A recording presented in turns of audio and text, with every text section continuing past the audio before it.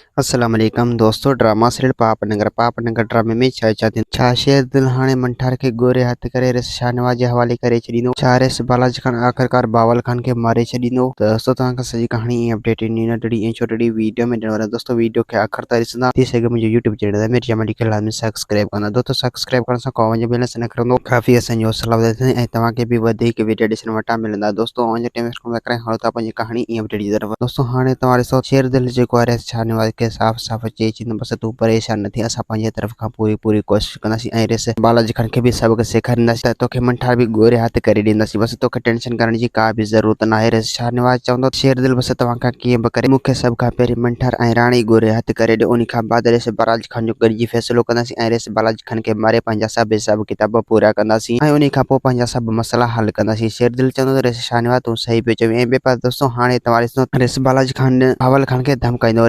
बावल खान खे चवंदो त तोखे कीअं बि करे हाणे ख़ामोशी रहणो पवंदो छो जो तमामु जल्द हाणे तुंहिंजो मौत अचण वारो आहे। अगरि जेसीं ताईं तुंहिंजो भाउ जबल मंठार असांजे हवाले नथो करे जेसीं ताईं असां तोखे हितां आज़ादु करण वारा न आहियूं। बहरहाल 2 ॾींहंनि जे अंदरि तोखे मारे तुंहिंजो लाश जेको आहे बावल खान खे तोहफ़े में जबल खान जे तरफ़ मोकिले छॾींदुसि। मां बि ॾिसां त तूं कहिड़ो बावल खान आई ऐं जबल खान ॾे कीअं थो तोहफ़ो वञे। बावल खान चवंदो त रिस बालाजी खान तोखे मोकल जेको करिणो अथई कर वञी। बहरहाल मुंहिंजो भाउ जेको आहे उहो अहिड़ो शींहुं आहे जो तोखे कॾहिं बि माफ़ न कंदो ऐं तोखे मारे पोइ मुंहिंजो पलंद हर हाल में कंदो। ऐं ॿिए पासे दोस्तों हाणे तव्हां ॾिसो रिस बालाजी खान जेको आहे शाहनवाज खे धमकाईंदो। शाहनवाज खे चवंदो त तोखे बि हाणे मूंखां कॾहिं बि न लिकंदे त तमामु जल्द हाणे तुंहिंजो बि मौत अचण वारो आहे जीअं मूं तुंहिंजा जेको आहे ज़ाल ऐं तुंहिंजे पुट गुम कराए छॾिया आहिनि। शाहनवाज चवंदो त रिस बालाजी खान मूंखे तुंहिंजे मथां का बि भरोसो न आहे। अगरि जेकॾहिं तो उन्हनि खे का नुक़सानु पहुचाए उन्हनि खे मारे त पोइ मां तव्हांखे कॾहिं बि न बख़्श कंदुसि। ऐं ॿिए पासे दोस्तों हाणे तव्हां ॾिसो राबेल जेको आहे पंहिंजे पीउ मिट खे सम्झाईंदो उन खे चवंदो त अगरि जेकॾहिं तव्हां मुंहिंजे रिश्ते ॾियण तां इनकार कंदो त पोइ मां बि तव्हां सां गॾु राज़ी आहियां। दोस्तों उमीद त कहाणी आहे तव्हांखे पसंदि असांखे ॾींदा इजाज़त वरी तव्हां सां मिलंदासीं के नए